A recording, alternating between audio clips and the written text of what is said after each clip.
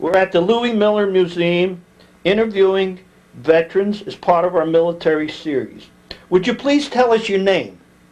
Edwin Russell Kennedy. All right. Ed, where do you live? In Hoosick Falls now? I live in Hoosick Falls. Good. And could you tell us a little about yourself before you went to the service?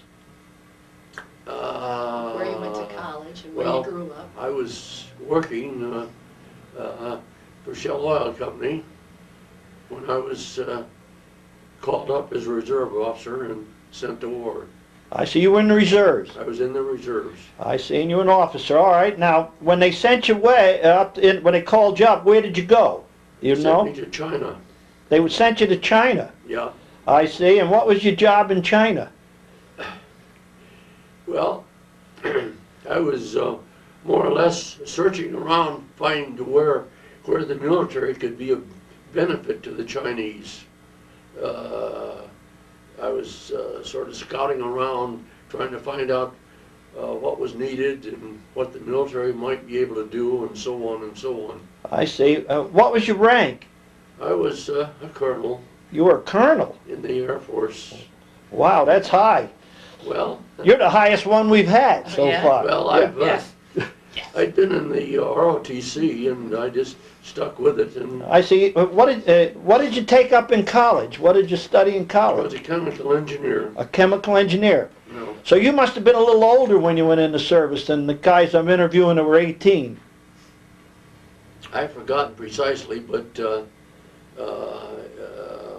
I was born in 1911, and the war was in 40. That's 30. 35, yeah, so you were in your 30s when you come into service. You can see how old I was. Yeah, you were in your 30s when you come into service. Yeah. All right. Yeah, well, what college did you go to? Caltech. Caltech. Yeah. I see. And you became a chemical engineer. You went to work for Shell, Yeah. right? And then you got called up because you were in the ROTC. You got called. And you were in China. Yeah, well, I was a reserve officer. I'd been in the ROTC and had kept my commission, and so once the war broke out, they called me up. I see. So you were in China, and how long were you in China? Did you spend most of your time in China, or did they send you somewhere else? A little time in India en route to China, but I spent most of my overseas time in China. I see. Did you have any connection with like the Flying Tigers or any of those people that were over in China? Yes, you did. I was aware of them, and on occasion I would see them, but I was not part of them. Flying Tiger. I see. And he was part of the Flying? Yeah, we've got the patches and everything. I see. You were part of the Flying Tigers. Yep. Yeah. That's great. And Dad, you might want to mention how you altered the carburetors of all the Jeeps in China. Do you want well, tell us about that. I modified the carburetors so they would run on alcohol. Oh, because that was the only fuel that was available. I see. So they ran on alcohol because you could change it. That's great. I changed the carburetors. And then you once helped repair a Jeep or a vehicle of a Chinese officer. Yeah. And who did that Chinese officer report to? Do you recall? Well, very highest. Yeah, it was Chiang Kai-shek. Chiang Kai-shek, the head guy. And they honored Dad with a fancy dinner afterwards in his honor. I see. That was great. And he had to eat everything, or he would be considered rude. Yeah. And I bet you were full. Yeah.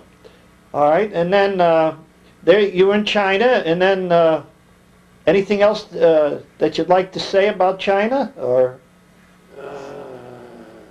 No, other than you found things different there, so you got accustomed to it, and you lived the proper life in China. And make a comment? Is that go ahead. I remember my dad telling me when he came back, someone asked him after the war, "Oh, do you like rum and coke?" And he assumed it was a drink. And who was it? The Andrews sisters? It was a song. They sang a song. Yeah, Yeah, but he didn't know because he was in China, and they said, "Do you like rum and coke?" And he thought, "Well, it doesn't sound like it tastes very good to me." And it was actually a song, but he was unaware. I see. Okay, then, so you came back from China, and you were discharged from the service, Yeah, and then you got married, probably, probably. and then you had a nice daughter. How many other kids have we got here, other than your daughter?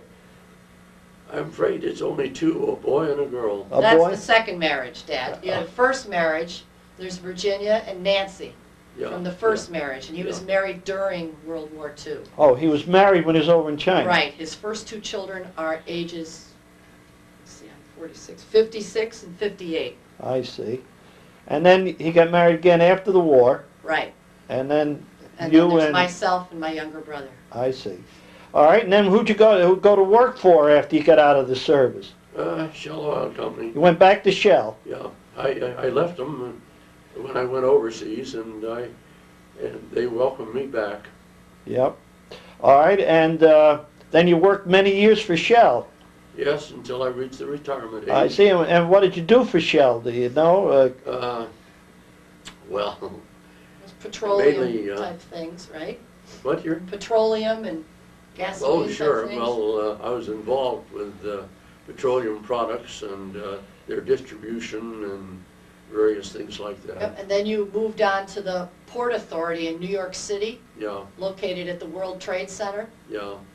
Working for Shell. No, no, No, no, this working for was the Port New York Authority. Port Authority. Oh, working for the Port Um, Authority Yeah, in they- New York. It just seemed natural to work for a local outfit, and the Port Authority was a local outfit. He was in charge of monitoring the emissions of cars in the Lincoln Tunnel and set up testing in the Lincoln Tunnel I to see. figure out toxic accumulations and things like that. I see. What was the Legion of Merit that I heard about? The Legion of Merit was awarded to Dad for his work in converting all the Jeeps in China to Well- run on alcohol. Yeah. How come Shell didn't convert our cars into alcohol? Well, they did some of that in California, They did in California. you know. Well, fine. And anything else you'd like to put on tape? Anything else about your schooling at Caltech?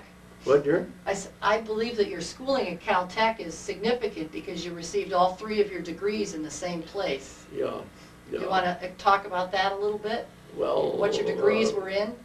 I got a doctor's degree and a master's and bachelor's and so on, all at California Institute of Technology. I see. So you have a doctorate, Oh, yeah, and especially in chemical engineering. yeah, That's a hard doctorate to get. yeah. Yeah. One of his, there's an exam that's given for your doctorate, and part of it is oral. Yes, right. And you may not remember this, but he had told me this, and I had read about this. One of the people that quizzed him on his oral exam was Linus Pauling. Oh, really? Yeah. That's quite a Back thing. then was Yeah. relatively obscure. Well, wonderful. Is there anything else that you'd like to talk about? Anybody, Eve, or do you think anything else we'd like to put on tape? You're pretty active, aren't you? You go for a walk every day. Oh, yeah. And, well, by and large, I was just more or less stuck with the military after a fashion. I got a commission as a youngster, and so I just stuck with it during the war. All right, after the war, did you stay in the reserve? Pretty much until I reached the retirement age. I see. So you were a colonel, and then when you went into the reserve, did they up you from colonel, or did he stay a He colonel was in the... probably in the war. He was No. probably lieutenant colonel. No, I made colonel during the war, Oh, I okay. see. and so on. I think I went in as a major and became a lieutenant colonel and finally a colonel. Oh, that's wonderful. Is there anything else then? Well, we thank you very much for coming out on a snowy, miserable day and coming and see us. We really appreciate it. Thank you very, very much.